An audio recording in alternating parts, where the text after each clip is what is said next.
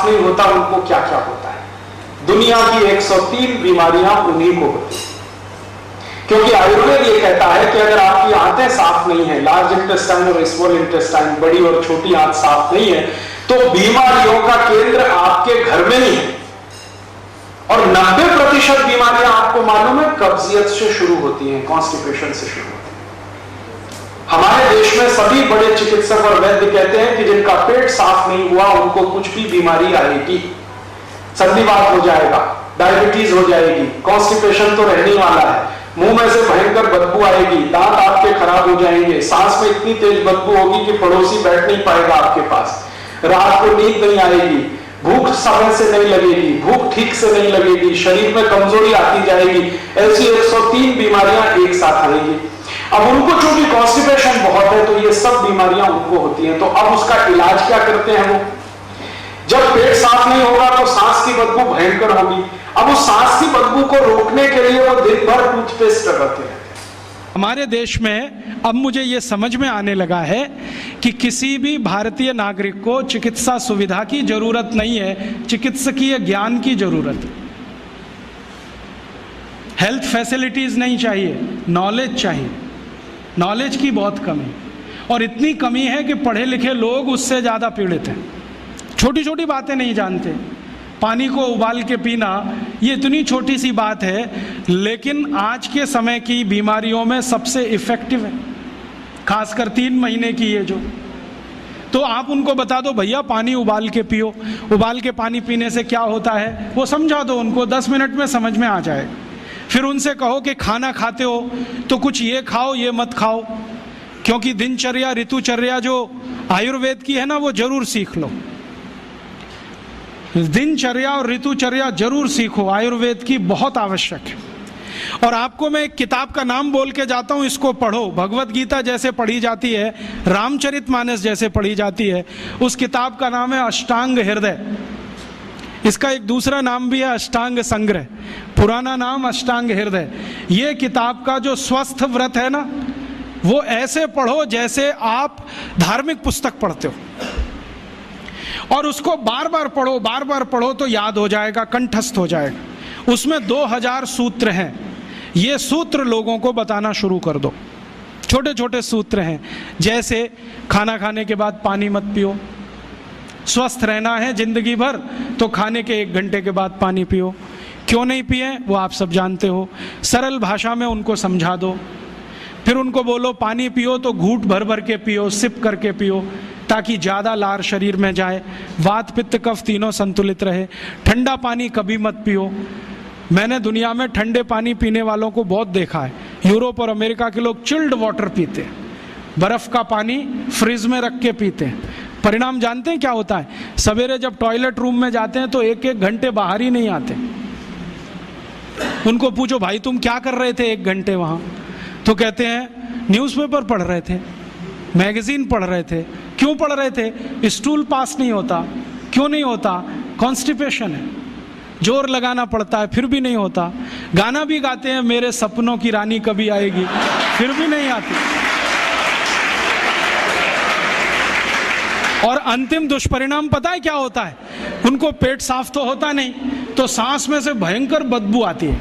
किसी American European के नज़दीक बैठ जाओ, अगर वो लिस्ट्रीन स्प्रे करके नहीं आया तो 1 मिनट नहीं बैठ सकते। हर समय उनको माउथ फ्रेशनर स्प्रे करना पड़ता है, क्योंकि अंतड़ियाँ साफ नहीं है, कब्जियत है, मल भरा हुआ है, उसमें कचरा जमा है। फिर उनके पसीने में से भी बदबू आती है। क्यों? कब्जियत बहुत है। और पसीने की बदबू दूर करने के लिए डिओडोरेंट स्प्रे करते रहते हैं। और आप तो सब जानते हो कि अगर कब्जियत है तो बाल भी कड़क रहते हैं, तो उन कड़क बाल को सॉफ्ट करने के लिए क्या क्या सब करते हैं। शैम्पू लगाते हैं, शैम्पू के बाद पता नहीं क्या क्या लगाते हैं। ये सब वो जो करते हैं ना, उनकी मजबूरी है, स्टेटस सिंबल नहीं है। इसको अपने दिमाग से निकाल दो कि ये कोई स्टेटस सिंबल है। तो सरल भाषा में समझाओ, ठंडा पानी पीने से ये होता है, मत पियो, समझ जाएंगे। फिर उनको बोलो सवेरे उठो तो सबसे पहले पानी पियो।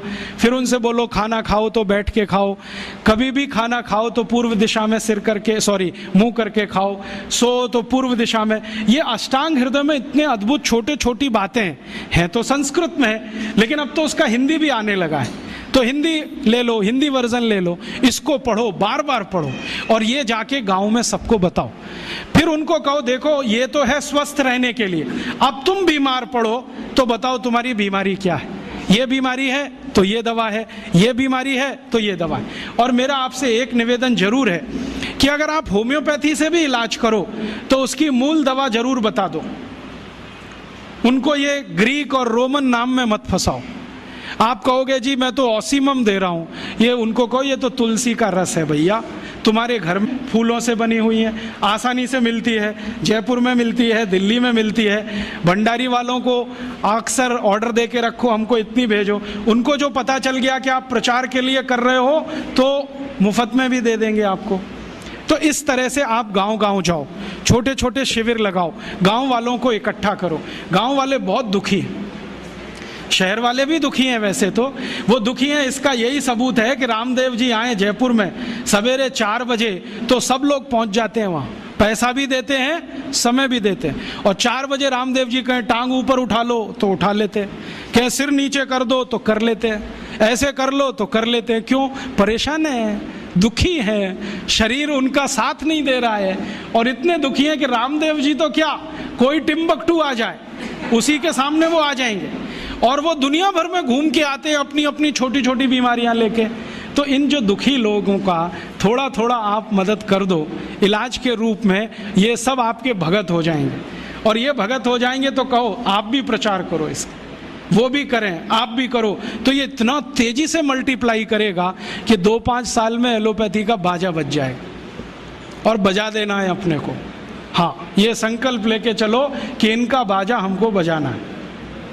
मैं बहुत जल्दी एक टीवी चैनल शुरू करने जा रहा हूँ एलोपैथी का बाजा बजाने के लिए। इनकी सब पोल खोलनी है मुझे, हाँ, इनकी इतनी पोल हैं मेरे पास, कम से कम 1,500 से ज़्यादा डॉक्यूमेंट्स हैं जो एलोपैथी के गंदेपन को सिद्ध करने वाले, इनकी निकृष्टता को सिद्ध करने वाले, ये कितने अनसाइंटिफिक हैं वो बताने वाले हैं, कितने डॉगमेटिक हैं वो बताने वाले हैं।